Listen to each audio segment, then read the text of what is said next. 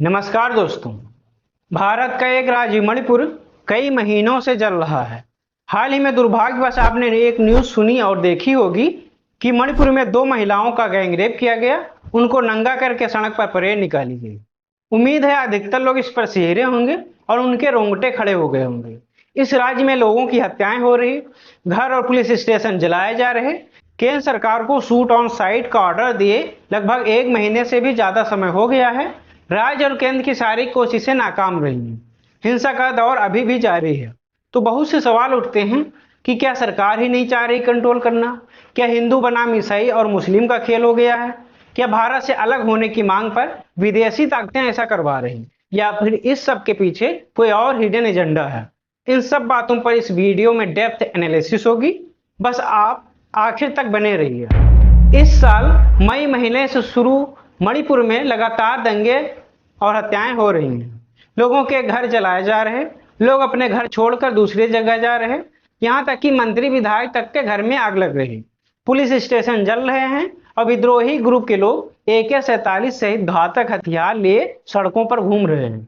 हालात यहाँ तक बिगड़ गए हैं कि ओलंपियन मैरी कॉम और मीराबाई चानू प्रधानमंत्री से मणिपुर को बचाने की गुहार लगा रहे।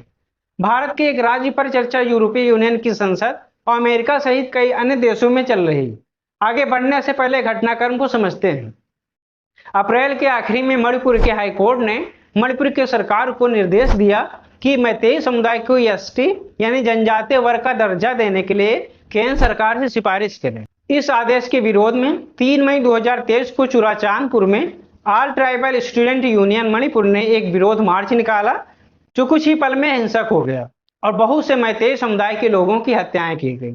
इस प्रोटेस्ट में कुछ लोग AK-47 सहित अन्य हथियार लेकर इकट्ठा हुए थे। ये वही समय था जब कर्नाटक में चुनावी बिजुल बज रहा था और चुनावी पार्टियां वहां व्यस्त थी। इस घटना के बाद हर दिन कुकी और नागा जनजाति के लोग मैतेई लोगों को मारते हैं और मैतेई समुदाय के लोग कुकी और नागा लोगों को। इससे पूरे राज्य में गृह युद्ध जैसे हालात बन गए हैं। इसी के एक हिस्से के रूप में अभी आपने खबर सुनी, जो दो महिलाओं को जघन्य अपराध सहना पड़ा। ऐसा नहीं है कि इसको रोकने के लिए कोई कोशिश नहीं की गई है, पहली घटना के बाद से ही कार्रवाई की जा रही है। हिंसा के बढ़ने के बाद राज्य में अनुच्छेद 355 के तहत राष्ट्रीय शासन लगाया गया, सेना को फुल पावर के साथ जमीन पर उतारा गया, लेकिन इस सब के बावजूद कोई हिंसा नहीं रुकी। एक सामान्य जरिए से कहा जा सकता है कि इसका मुख्य कारण मैतेई समुदाय को ST का दर्जा दिया जाना है। इससे मैतेई लोगों को पहाड़ों पर जमीन खरीदने का अधिकार मिल जाता और उन्हें भी राज्य की नौकरियों में अधिक आरक्षण मिल सकता, जिसका नागा और कुकी जनजाति के लोग विरोध कर रहे। उनका मानना है कि इससे उनकी जमीन छीन जाएगी और राज्य के प्रशासन में भागीदारी और कम हो जाएगी।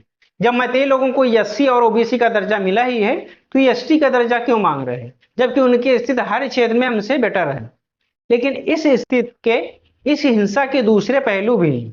मणिपुर में प्रमुख रूप से मैतेई, कुकी, जोमी और नागा जाति के लोग रहते हैं। मैतेई समुदाय राज्य में बहुसंख्यक है, जो कि पूरे राज्य का लगभग 53% है, लेकिन ये पूरे राज्य के लगभग 10% पर घाटी में रहते हैं।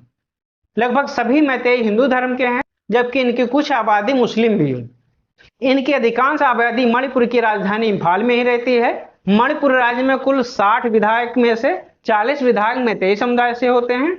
इससे यह तो साफ है कि इनकी राजनीतिक पहुंच अधिक होती है और ये अन्य की अपेक्षा अधिक विकसित हैं। वहीं दूसरी तरफ कुकी, जोमी और नागा जनजाति है, जो पहाड़ी क्षेत्रों में रहते हैं। ये सभी ईसाई धर्म के अनुयायी हैं।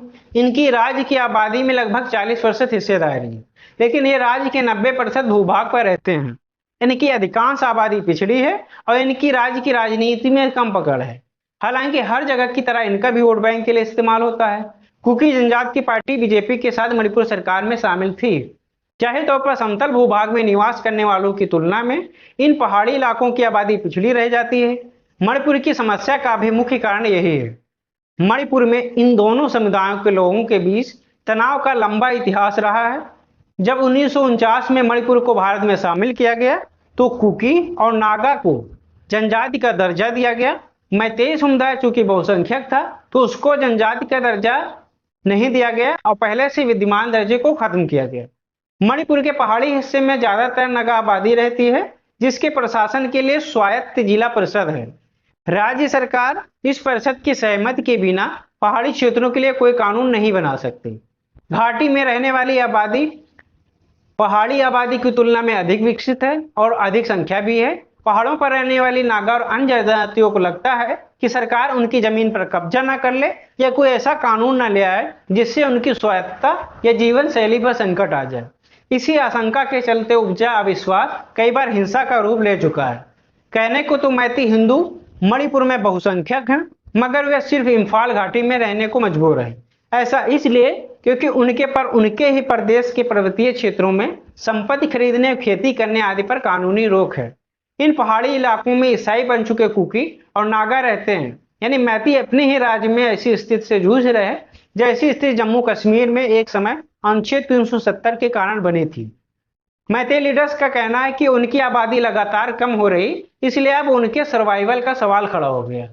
पहाड़ी वन क्षेत्रों को एक ही धर्म समुदाय के हवाले कर देने और उन्हें तमाम संवैधानिक विशेषाधिकार देने का परिणाम यह हुआ कि इन क्षेत्रों में सरकारी निगरानी धीमी पड़ गई।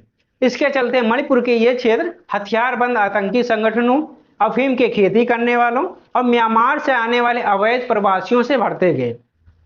आपने गोल्डन ट्रायंगल का नाम सुना होगा, जो म्यांमार, थाईलैंड और लाओस से मिलकर बना है और अफीम के व्यापार के लिए प्रसिद्ध है। मणिपुर के पहाड़ियों में जो अफीम पैदा होती है उसको इसी रास्ते अन्य जगह भेजा जाता है। मणिपुर की पहाड़ी में जो आतंकी या यूं कहें उग्रवादी और अलगाववादी समूह रहते हैं, उनको म्यांमार की सेना मदद करती है। जब भारतीय सेना उनके खिलाफ ऑपरेशन चलाती है तो यहाँ से वो वहाँ पलायन कर जाते हैं, वहाँ से इन्हें हथियार मिलता है। बदले में ये ग्रुप म्यांमार सेना को उनके क्षेत्र में रह रहे मिलिटेंट को पकड़ने में मदद करते हैं। नागा और कुकी का कहना है कि राज्य में सभी कानून मैतेई लोग अपने हित के अनुसार बनाते हैं, क्योंकि इनकी विधानसभा में सीटें अधिक हैं। इससे हमेशा से ही कुकी और नागा लोगों को नुकसान होता है। ऐसा नहीं कि नागा और कुकी के बीच कोई विवाद नहीं है, इससे पहले भी कई बार उनके बीच खूनी संघर्ष हो चुका है। 1980 के बाद से नागा समूहों द्वारा एक अलग नागालैंड देश की मांग की जाने लगी।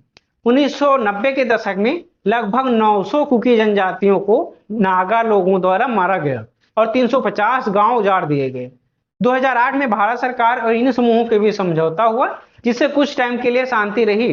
धीरे धीरे समझौता भी फीका पड़ा और कई समूह इससे अलग हो गए। अब जो हिंसा हो रही है उसमें इन समूहों का बड़ा हाथ है। इनर लाइन परमिट भी मणिपुर की एक अन्य समस्या है। यह ऐसा सिस्टम है जिसके तहत कोई बाहरी व्यक्ति राज्य में न तो कोई नागरिक बन सकता है और न ही कोई जमीन खरीद सकता है, लेकिन केंद्र ने इसे मणिपुर के लिए खत्म कर दिया। इससे मणिपुर में बाहरी लोगों की आबादी लगातार बढ़ रही, क्योंकि पहाड़ी आबादी को जनजातीय स्वायत्त परिषद यानी ऑटोनॉमस राइट की वजह से अधिकार मिला कि वहां कोई बाहरी जमीन नहीं ले सकता है। तो ये बाहरी लोग मैतेई लोगों की जमीन पर घर बना लेते हैं। इससे मैतेई समुदाय को अपना वजूद खतरे में नजर आता है। इसके चलते आईएलपी की मांग और जोर पकड़ती है, लेकिन केंद्र ने इसे लागू करने से मना कर दिया। मौजूदा हिंसा की चिंगारी के मूल में केवल अदालती फैसला ही नहीं कारगर है, बल्कि राज्य में बीरेन सिंह की शक्ति भी इसके लिए जिम्मेदार है। बीरेन सिंह सरकार ने इन पर्वतीय क्षेत्रों में अवैध प्रवासियों द्वारा वन भूमि पर किए गए अवैध कब्जों पर कार्रवाई की। लोगों के घर पर बुलडोजर चला, कई चर्च गिराए गए जो अवैध रूप से बने थे। इन सब के विरोध में कुकी जनजाति के लोग इससे पहले मार्च निकाल चुके हैं। सरकार ने अफीम की खेती पर शिकंजा कसा, जिससे अफीम पैदा करने वाले नाराज हुए और पूर्वोत्तर के आतंकी संगठनों को इनसे ही खाद पानी मिलता है। इनके द्वारा ही अंतरराष्ट्रीय तस्कर नेटवर्क संचालित होता है। मौजूदा हिंसा में कुकी समुदाय भी निशाना बना है, लेकिन हिंसक प्रदर्शनों की शुरुआत भी इसी वर्ग के द्वारा की गई, जबकि अदालती फैसले के विरोध के लिए शांतिपूर्ण विकल्प भी अपनाए जा सकते थे। इस पूरे विवाद के बीच चर्च अपनी रोटियां सेकने में लगा है। ईसाई एकता के नाम पर नागालिम चर्च ने कुकी समुदाय के पक्ष में बयान जारी किया। कुछ लोगों का मानना है कि नॉर्थ ईस्ट में चर्च एक अलग ईसाई राज्य बनाने की कोशिश कर रहा है। इसके लिए वह उग्रवादी समूहों को समर्थन देता है। इसीलिए म्यांमार से चीन जनजाति की भी मणिपुर में घुसपैठ कराई जाती है, ताकि डेमोग्राफी चेंज हो सके। मणिपुर में एक संगठन है इंडिजीनियस ट्राइबल लीडर्स फोरम, जो कुकी लोगों का संगठन है। उसने अब मांग रख दी है कि एक अलग कुकी लैंड राज्य से कम स्वीकार नहीं होगा। ये तो रही समस्या, और सोचो इसको कैसे खत्म किया जाए। इसके लिए सभी पक्षों से बात किया जाए, एक ऐसा समझौता किया जाए जिससे दोनों पक्ष सहमत हों। किसी एक पक्ष में किया गया समझौता ज्यादा टिकाऊ नहीं होगा। ये हिंसा कोई नई नहीं है, तो स्वाभाविक है इसके लिए भी लंबी रणनीति बनानी होगी। दोनों पक्षों की भावनाओं और परंपराओं को समझना होगा, इसके बाद ही स्थिति को नियंत्रित किया जा सकता है। एक लंबी रणनीति से इन समूहों के बीच विश्वास कायम करना चाहिए। इसके लिए आर्थिक विकास एक अहम कदम होगा, क्योंकि आर्थिक गतिविधि लोगों में सहकारिता लाती है। यदि केंद्र और राज्य सरकारें वाकई मणिपुर का विकास चाहती हैं तो उन्हें मिलकर काम करना होगा, अन्यथा यह छोटा सा खूबसूरत राज्य आर्थिक, राजनीतिक और भौतिक रूप से बिल्कुल टूट जाएगा। आपको क्या लगता है, ऐसी हालत को कैसे कंट्रोल किया जा सकता है? अपने विचार हमें कमेंट करके जरूर बताएं। अब अगर वीडियो अच्छा लगा हो तो शेयर करें, अगर चैनल को सब्सक्राइब नहीं है तो सब्सक्राइब करें। धन्यवाद, नमस्कार।